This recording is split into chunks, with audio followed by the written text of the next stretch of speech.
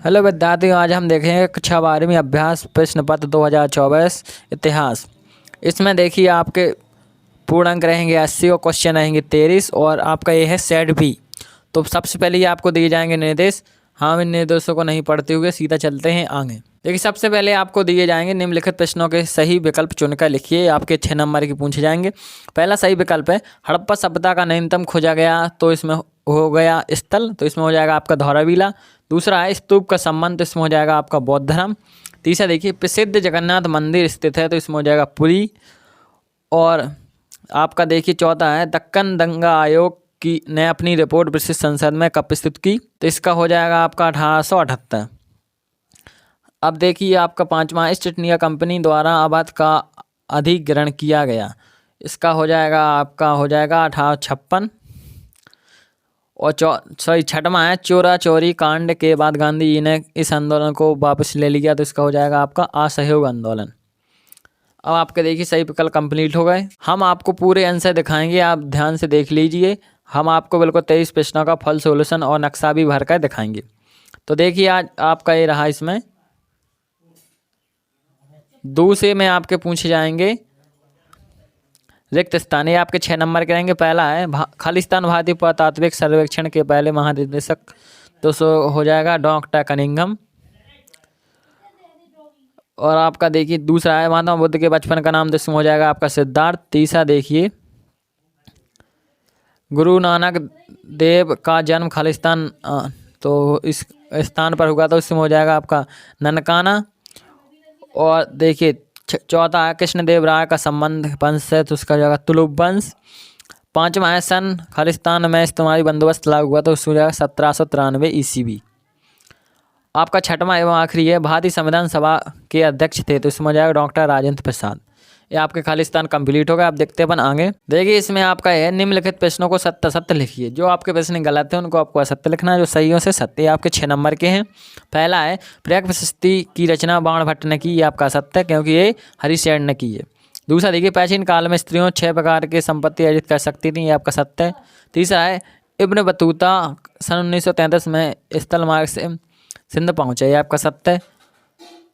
आपका अगला है चौथा 1980 में हम्पी को राष्ट्रीय महत्व के स्थल के रूप में मान्यता मिली, ये आपका सत्य है। पांचवा है 1957 में विद्रोहियों ने अंग्रेजों के विरोध के लिए समाज के सभी तबकों का आह्वान किया, ये आपका सत्य है। छठवां है संविधान सभा के सदस्यों का चुनाव सार्वभौमिक मताधिकार के आधार पर नहीं हुआ था, ये आपका सत्य है। ये आपके 3 प्रश्न कंप्लीट हो गए। आप देखते हैं चौथा प्रश्न। देखिए आपके चौथे प्रश्न में सही जोड़ी बनाइए पूछा गया है। ये आपके 7 नंबर के रहेंगे।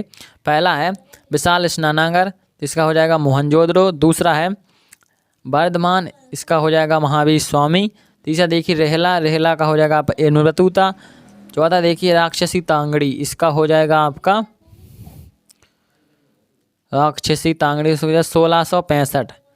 इसका होता है तालीकोटा के युद्ध, तो 1565 इसका सही आंसर है। 1565 राक्षसी तांगड़ी।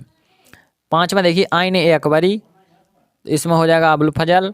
और छठवां है संताल विद्रोह, तो इसमें हो जाएगा 1855-56। और सातवां है शाहमल हो जाएगा आपका बड़ौद परगना। इस प्रकार आपकी सही जोड़ियाँ कंप्लीट हो गई। अब देखते हैं अपन एक वाक्य में उत्तर।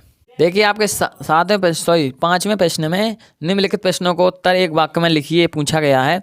ये आपके 7 नंबर के हैं। पहला है हड़प्पा की खोज किसने की थी, तो इसमें हो जाएगा दयाराम साहनी।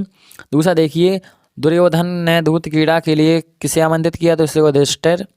तीसरा है बौद्ध संघ में आने वाली पहली महिला कौन थी, सोजा महा प्रजापति गौतमी। चौथा है दक्षिण भारत के व्यापार और समाज का वर्णन किस विदेशी यात्री ने किया, दुआर्ते बारबोसा, इसका आंसर हो जाएगा। पांचवा देखिए कृष्णदेव राय ने अपनी मां के नाम पर किस उपनगर की स्थापना की, उसको नंगलपुरम। आपका देखिए छठवां है मुगल काल में पंचायत के मुखिया को क्या कहा जाता था, मंडल या मुकद्दम। आपका 7वां है गांधी जी की नमक यात्रा के समय भारत का वायसराय था लॉर्ड इरविन। ये हो गया आपके ऑब्जेक्ट कंप्लीट। अब देखते हैं अपन 6वां प्रश्न। एक बार आप इनको उत्तर पर नजर डाल लीजिए। इसमें दयाराम साहनी, युधिष्ठिर, महाप्रजापति गौतमी, दुआर्ते बारबोसा और नंगलपुरम, मंडल या मुकद्दम और लॉर्ड इरविन। ये आपका सात आंसर हो गए 5वें प्रश्न के। देखिए ये है आपका छठवां, मन के बनाने में किन किन पदार्थों का उपयोग किया जाता है। मोहनजोदड़ो नगर की 2 विशेषताएं लिखिए। मैं आपको इसका आंसर दिखा देता हूँ। सातवां देखिए सातवें का हड़प्पा वासी शिल्प उत्पादन हेतु कच्चा माल कहाँ से प्राप्त करते थे। 8वां देखिए मगध के शक्तिशाली महाजनपद बनने के कोई 2 कारण लिखिए। अथवा मौर्य समाज के प्रमुख राजनीतिक केंद्रों के नाम लिखिए। तो मैं आपको बोल के बता देता हूँ, पाटलिपुत्र, राजगीर, दिल्ली, और आपका 9वां देखिए 9वां है अल बिरूनी को किन भाषाओं का ज्ञान था। सोचा अरबी, फारसी, संस्कृत। आपका देखिए फ्रांस बनिया कौन था। फ्रांस बनिया फ्रांस का यात्री था जो भारत घूमने आया था। अब देखिए आपका 10वां है अंडाल कौन थे। 10वें का तो खालसा पंथ के 5 प्रतीक कौन कौन से हैं। 11वां मुकद्दम या मंडल का मुख्य कार्य, तो इसका हो जाएगा गांव का संरक्षण एवं मार्गदर्शन और गांव का संरक्षण करना। देखिए आपका है अथवा 17वीं सदी में दुनिया की कौन सी नई फसलें वो भारत पहुंची। देखिए आपके यहाँ पर 12वां प्रश्न पूछा गया है, इज्तिमाही बंदोबस्त लागू करने के पीछे अंग्रेजों के क्या उद्देश्य थे। 13वां असहयोग आंदोलन से पहले गांधी जी ने कौन से आंदोलन चलाए। आपका देखिए गांधी इरविन समझौते की 2 शर्तें लिखिए। आप देखते हैं अपन आगे। देखिए 14वां प्रश्न है, भारत की लोकतंत्र की सफलता के लिए गोविंद बल्लभ पंत ने क्या विचार दिया। 15वां देखिए पृथक निर्वाचक के विषय में सरदार पटेल के क्या विचार थे। 16वां देखिए प्राचीन काल में संपत्ति पर स्त्री के अधिकार पुरुष के अधिकारों से कैसे भिन्न थे, वर्णन कीजिए। अथवा है महाभारत का समालोचनात्मक संस्करण कैसे तैयार हुआ, लिखिए। आपके 16 प्रश्न हो गए। देखिए 17वां है बुद्ध की प्रमुख शिक्षाओं का वर्णन कीजिए। अथवा है नियतिवादी और लोक नियतन दर्शन में अंतर स्पष्ट कीजिए। 18वां है विजयनगर स्थित विट्ठल मंदिर की विशेषताओं को लिखिए। अथवा यात्री अब्दुल रज्जाक ने विजयनगर की किलेबंदी का क्या वर्णन किया। 19वां प्रश्न है आपका 1857 के विद्रोह के किन्हीं 3 नायकों का योगदान का वर्णन कीजिए। अथवा 1857 के विद्रोह के समय लोग अफवाहों पर विश्वास क्यों कर रहे थे। 20वां है, यहाँ से आपके 4 नंबर के प्रश्न स्टार्ट हो जाएंगे, आपको इनको अच्छे से लिखना है।